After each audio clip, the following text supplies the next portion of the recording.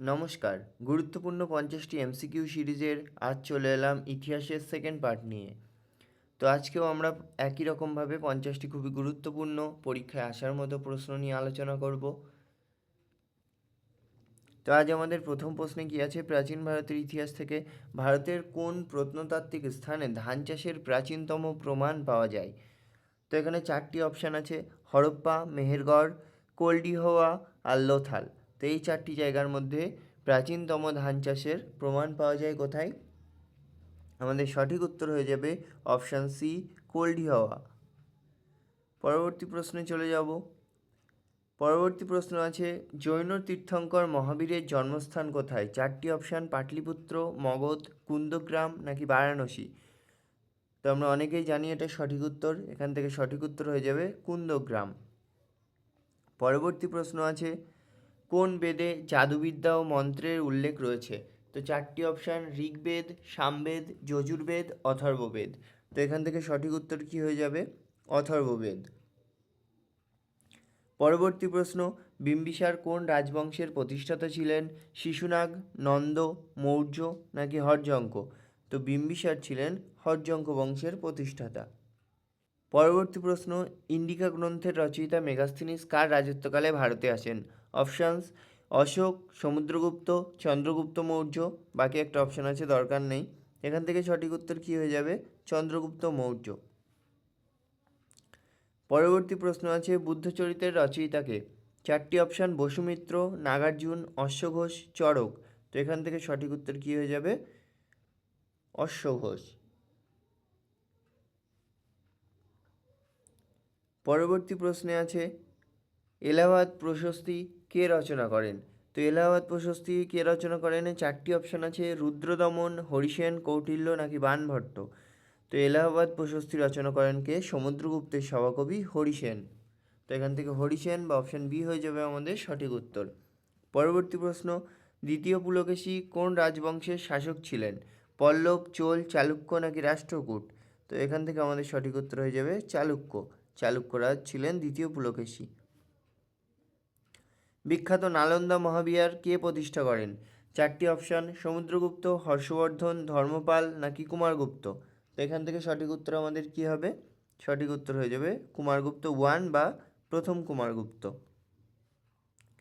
পরবর্তী প্রশ্ন, বিক্রমশিলা মহাবিহার কে প্রতিষ্ঠা করেন? দেবপাল, গোপাল, ধর্মপাল নাকি মহিপাল। তো এখান থেকে আমাদের সঠিক উত্তর কি হবে? এখান থেকে আমাদের সঠিক উত্তর হবে ধর্মপাল। পরবর্তী প্রশ্ন, মধ্যযুগের ইতিহাস থেকে প্রথম প্রশ্ন, ভারতে তুগলক রাজবংশ কে প্রতিষ্ঠা করেন? ফিরোজ শাহ তুগলক, মোহাম্মদ বিন তুগলক, গিয়াসউদ্দিন তুগলক নাকি নাসিরউদ্দিন মোহাম্মদ। তো এখান থেকে আমাদের সঠিক উত্তর কি হবে? গিয়াসউদ্দিন তুগলক। পরবর্তী প্রশ্ন, আড়াই দিনকা ঝোপড়া নির্মাণ করেন কে?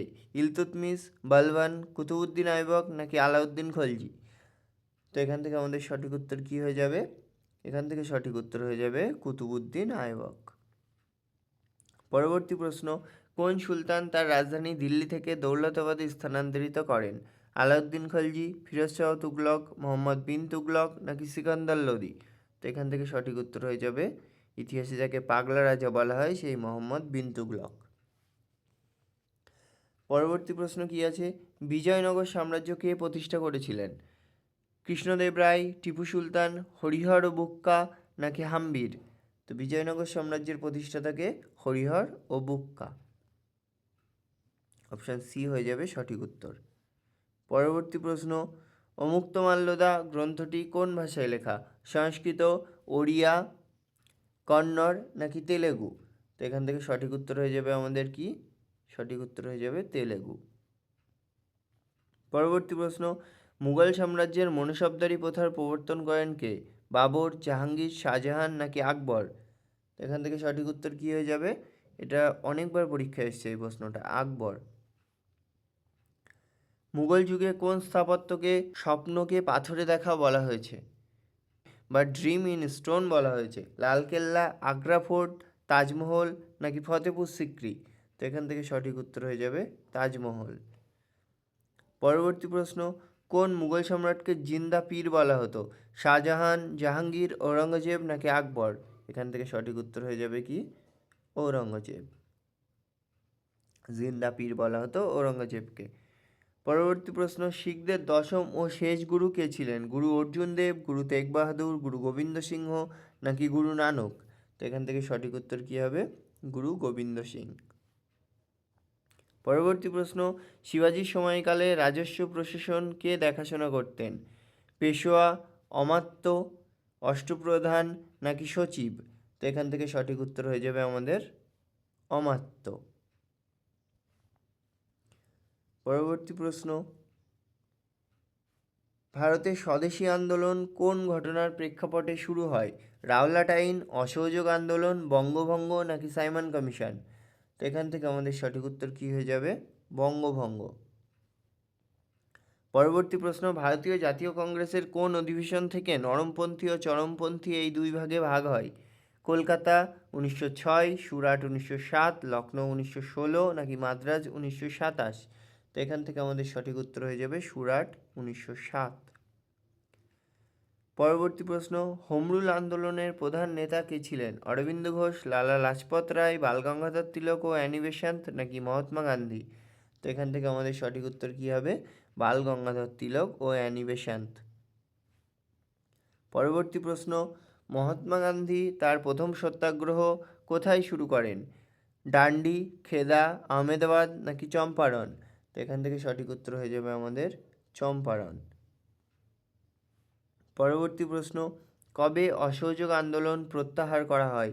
1921, 1922, 1923 নাকি 1924? এখান থেকে সঠিক উত্তর হয়ে যাবে 1922। পরবর্তী প্রশ্ন, ডান্ডি অভিযানে গান্ধীজির সাথে কতজন স্বেচ্ছাসেবক অংশ নিয়েছিলেন?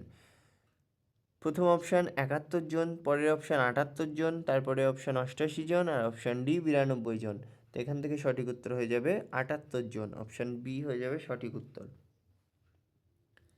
পরবর্তী প্রশ্ন, পুনা চুক্তি কবে স্বাক্ষরিত হয়? 1932 সালের 14ই আগস্ট, 1932 সালের 24শে সেপ্টেম্বর, 1933 সালের 5ই মার্চ নাকি 1933 সালের 20 এপ্রিল? তো এখান থেকে সঠিক উত্তর কী হবে আমাদের? 1932 সালের 24শে সেপ্টেম্বর। তো অপশন বি হয়ে যাবে আমাদের সঠিক উত্তর। পরবর্তী প্রশ্ন, ক্যাবিনেট মিশনের প্রধান সদস্য কে ছিলেন? Lord Wavell, Lord Mountbatten, sir Pethick Lawrence নাকি স্যার স্টাফোর্ড ক্রিপস? তো এখান থেকে আমাদের সঠিক উত্তর কী হবে? Sir Pethick Lawrence. পরবর্তী প্রশ্ন, আজাদ হিন্দ ফৌজ কোথায় গঠিত হয়েছিল? রেঙ্গুন, দিল্লি, সিঙ্গাপুর নাকি টোকিওতে? তো এখান থেকে সঠিক উত্তর কী হবে? সিঙ্গাপুর, অপশান সি হয়ে যাবে সঠিক উত্তর। ফাদার অফ ইন্ডিয়ান আর্নেস্ট কাকে বলা হয়? মহাত্মা গান্ধীকে, সুরেন্দ্রনাথ ব্যানার্জিকে, বালগঙ্গাধর তিলককে নাকি লালা লাজপত রায়কে? তো এখান থেকে আমাদের সঠিক উত্তর কী হবে? বালগঙ্গাধর তিলককে। পরবর্তী প্রশ্নে চলে যাই। পরবর্তী প্রশ্ন, ঔপনিবেশিক শাসন ও সমাজ সংস্কার থেকে ভারতের রেলপথের জনক কাকে বলা হয়? Lord Cornwallis, Lord Canning, Lord Dalhousie নাকি লর্ড রিপন? এটা আমরা সবাই জানি, কাকে বলা হয়? লর্ড ডালহাউসিকে। পরবর্তী প্রশ্ন, বাংলায় দ্বৈত শাসন কে প্রবর্তন করেন? Warren Hastings, Robert Clive, Lord Cornwallis নাকি লর্ড ওয়েলেসলি? তো এখান থেকে সঠিক উত্তর আমাদের কী হবে? Robert Clive. রবার্ট ক্লাইভ হয়ে যাবে এখান থেকে সঠিক উত্তর। পরবর্তী প্রশ্ন, 1829 সালে সতীদাহ প্রথা বিলুপ্তির সময় গভর্নর জেনারেল কে ছিলেন? Lord William Bentinck, Lord Hastings, Lord Canning নাকি লর্ড হার্ডিংস? তো এখান থেকে আমাদের সঠিক উত্তর হয়ে যাবে লর্ড উইলিয়াম বেন্টিং। পরবর্তী প্রশ্নে চলে যাই। হিন্দু বিধবা পুনর্বিবাহ আইন কবে পাশ হয়? 1853, 1855, 1856 নাকি 1861? এখান থেকে সঠিক উত্তর হয়ে যাবে 1856। পরবর্তী প্রশ্ন, ইয়ং বেঙ্গল আন্দোলনের প্রবক্তা কে ছিলেন? রাজা রামমোহন রায়, দেবেন্দ্রনাথ ঠাকুর, স্বামী বিবেকানন্দ নাকি হেনরি লুই ভিভিয়ান ডিরোজিও? এখান থেকে সঠিক উত্তর হয়ে যাবে হেনরি লুই ভিভিয়ান ডিরোজিও।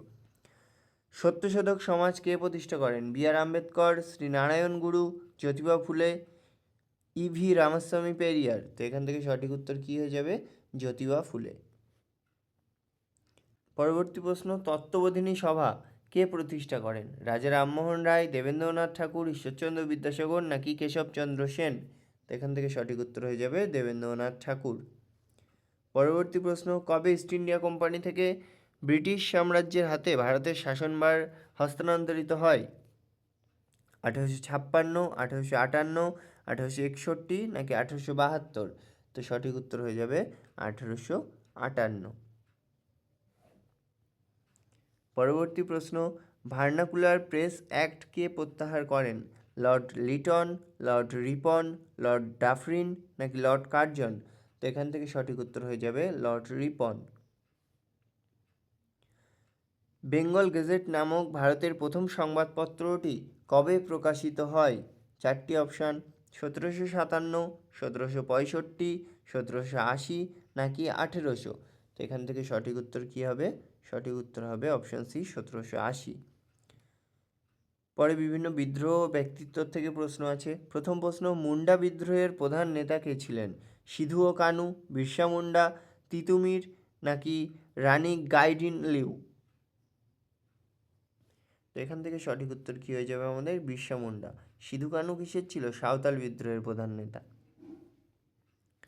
পরবর্তী প্রশ্ন, নীল বিদ্রোহ কখন হয়েছিল? 1856 থেকে 58, 1859 থেকে 60, 1861 থেকে 62, 1864 থেকে 65? তো এখান থেকে আমাদের সঠিক উত্তর কী হয়ে যাবে? 1859 থেকে 1860। পরবর্তী প্রশ্ন, খিলাফত আন্দোলনের প্রধান নেতা কে ছিলেন? আবুল কালাম আজাদ, আলী ভাইয়েরা অর্থাৎ মোহাম্মদ আলী ও শওকত আলী, এ কে ফজলুল হক নাকি সৈয়দ আহমেদ খান? তো এখান থেকে সঠিক উত্তর হয়ে যাবে মোহাম্মদ আলী ও শওকত আলী। তো অপশান বি হয়ে যাবে সঠিক উত্তর। ভারতের নাইটেঙ্গেল নামে কে পরিচিত ছিলেন? বিজয়লক্ষ্মী পণ্ডিত, অরুণাচল আলী, সরোজিনী নাইডু নাকি কমলা দেবী চট্টোপাধ্যায়?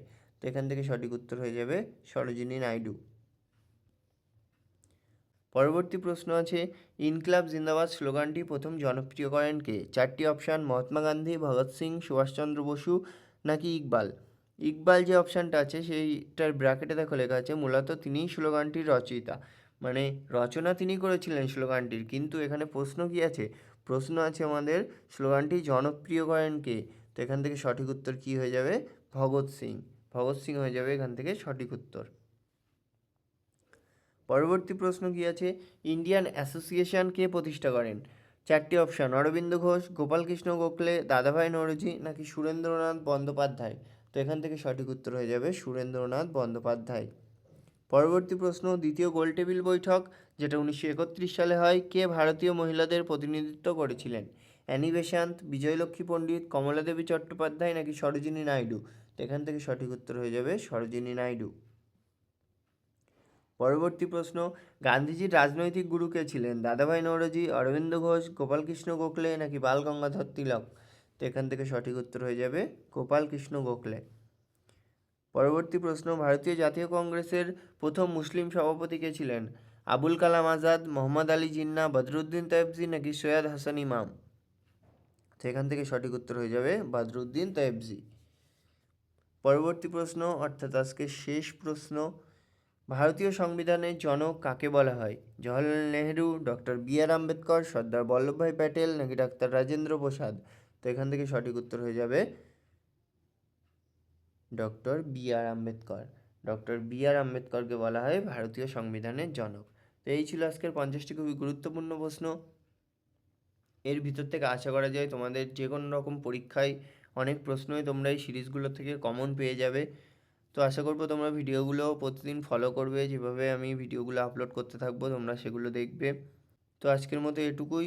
ভিডিও ভালো লেগে থাকলে অবশ্যই লাইক দেবে, তোমাদের কোনো রকম কিছু জানার থাকলে সেগুলো কমেন্ট করে তোমরা জানাতে পারো, এবং ভিডিও ভালো লাগলে শেয়ার করে দিতে পারো, এবং অবশ্যই সাবস্ক্রাইব করে আমার চ্যানেলটির পাশে থেকেও। ধন্যবাদ।